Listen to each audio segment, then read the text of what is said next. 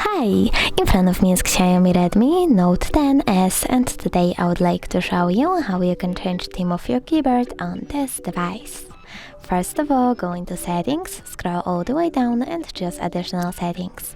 Then Languages and Input, Manage Keyboards and Gboard. From here go into Theme and tap on Show More to see all available ones.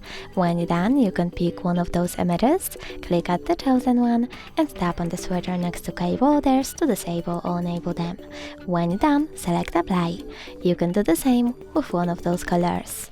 So now when I go back, I can see that theme of my keyboard has changed. Thanks so much for watching. If you enjoyed this video, leave a like, comment and definitely subscribe. Bye!